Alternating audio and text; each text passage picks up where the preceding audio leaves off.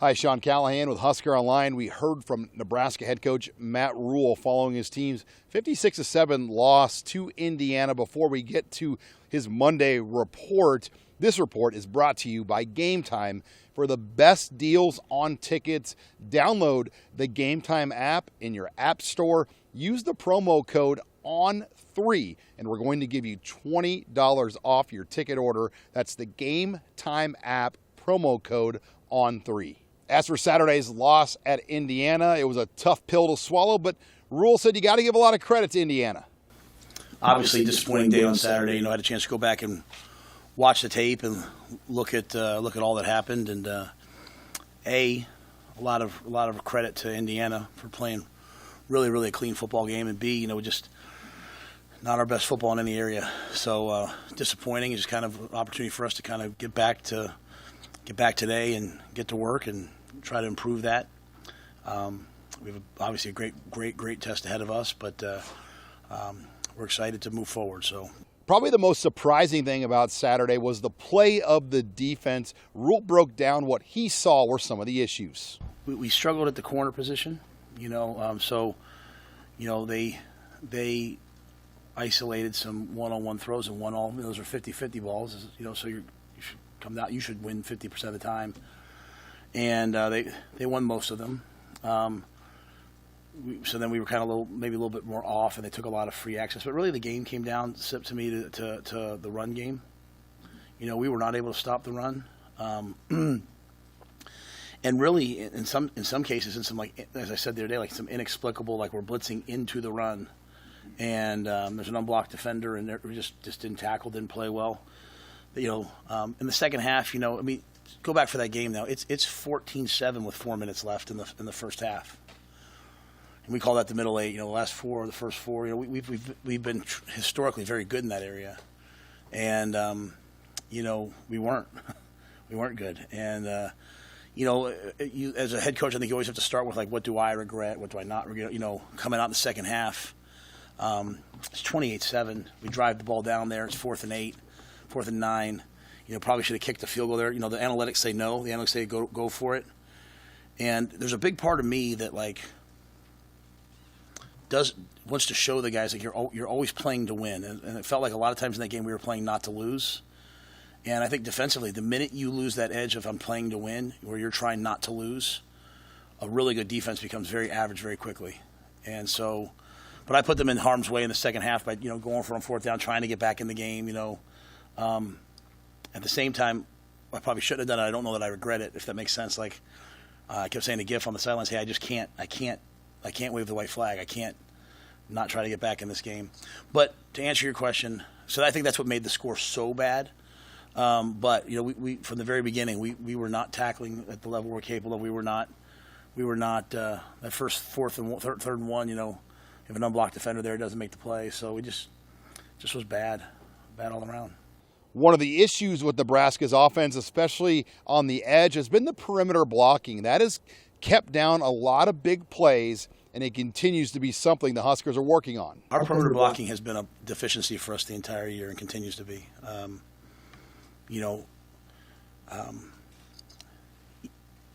Like even on the first drive, the second drive of the game, you think about the game, right? We start with the ball on the 1-yard line. We get a couple first downs, we punt the ball. Then the next drive, we drive the ball all the way down to the 15-yard line. We fumble. But they blitz off the edge. We have a bubble screen out there. Should get thrown out there. Doesn't get thrown out there. Okay, whatever. Well, on the first drive of the second half, we kick it out there, and Jacory just gets tackled because we don't block the safety. There's an execution component of all this that I hate when coaches say, well, we just didn't execute, right? Like to me, that's like a cop-out.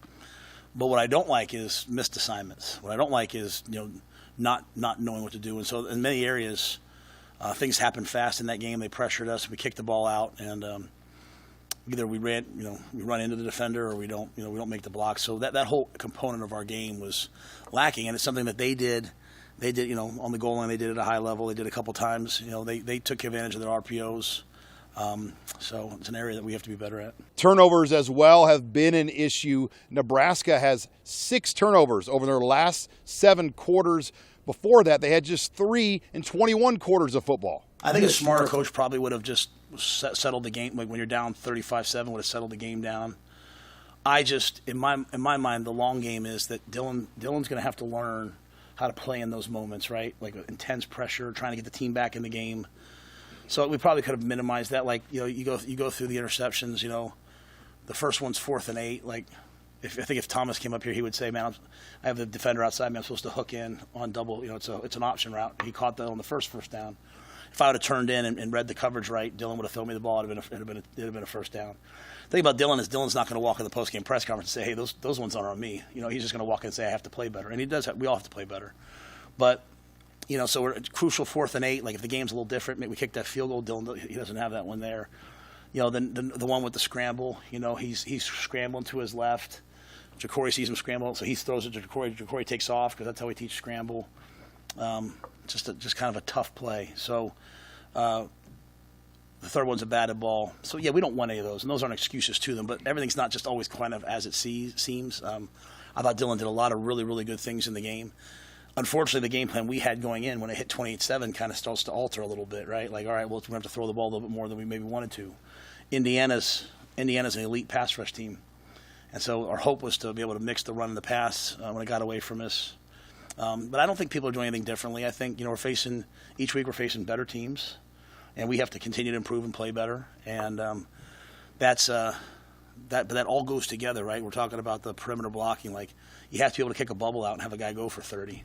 Steve, you asked me after the game, like, we need a run to pop for 80. Every run can't get tackled by the ankles, and so, instead of, my main thing in life as a coach is not to panic, not to overreact, not to change everything. Just keep getting better at it until you're the best at it that they are. And so, but I wanted Dylan to stay in there in that game, in that situation. I wanted him to have to battle through all that. He suffered. He went through 3 interceptions. He suffered through that, and hopefully we get a little bit better as we move forward. But I think he's playing well. I really do. It might not seem that way to everybody, but I think when I watch the tape, I like most of everything that he's doing, and we'll just keep building off it because the teams get better and better. Getting the wide receivers open down the field, especially against man-to-man coverage, is another area of emphasis this week. I think we had a lot of guys open a lot of the day. I thought, but I do think that when we're getting pressed and press man, we're not doing a good enough job. I mean, we're not doing a good enough job of getting releases and getting off press. So I think it's twofold, right? I think it's kind of like I talked to you guys about last year. If you give us zone coverage, we have guys running wide open, right? And I do think we're pretty good at running by people and throwing the ball up to them. We didn't do it a ton. We threw that one back shoulder to Jamal on the touchdown drive. But I think you go back and look at the tape. Like if I made a cut up of the press reps where we didn't beat the guy off the line, and some of them were really bad, like just really, really, really bad. But there are guys open, at other times too. So I think it's very specific to me to beating press and getting off press. And we have a lot of guys that want to play pro football, and they come here to get a degree and then win and then go on and play pro football. And pro football is a game of press coverage and tight coverage. Even for the quarterbacks, like the guy being right here and you being that's like the throw he threw to Fedoni. Well, really 2 throws, that and then the over route, like that's open in the NFL. And so I think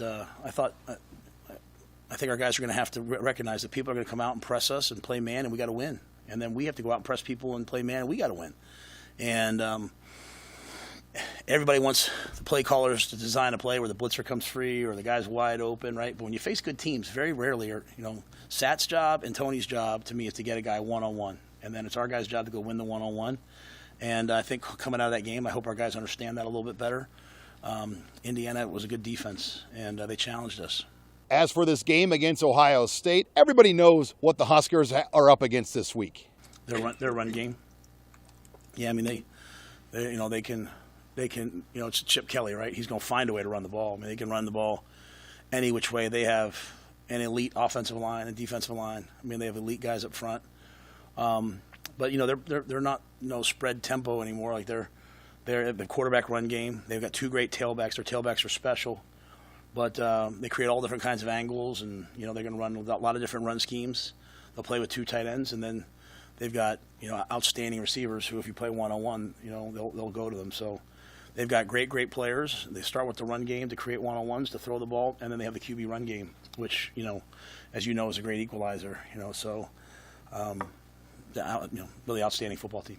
And I think the key for this team is to stay on track and not have that "here we go again" attitude? Just deal in fact, deal in reality. Just watch the tape, right? Like, to me, as I said to the guys to start the meeting today, when something like Saturday occurs and you're at your lowest, you first start with you, like, what can I do better? And then you turn to the tape. You don't read about, or listen to the guys in the locker room talking about, well, I think it was this, I think it was that. Like, you just, hey, okay, go back. What did I not do well enough? All right. Like I said to you guys right off the bat, I probably should have kicked a field goal, made that 28-10, and just hit the ball back across, right? But watch the film. Like, even before I showed the team to the film this morning, I watched it. Game's over, I watch it on the plane on the way back. I watched it yesterday twice, and I watched it again this morning one more time, because all the answers are on the tape, and just like, hey guys, look at this, look at this, look at this. I think when you do that, you start with reality and you start with yourself. It doesn't ever feel like it's me versus them.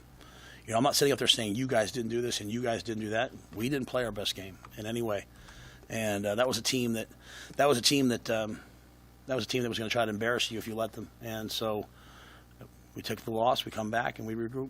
In injury news, Rule said that both Ramir Johnson and Deshaun Singleton suffered head injuries, and they are questionable still here for this week at Ohio State. With the Huskers at Lincoln, I'm Sean Callahan of HuskerOnline.com.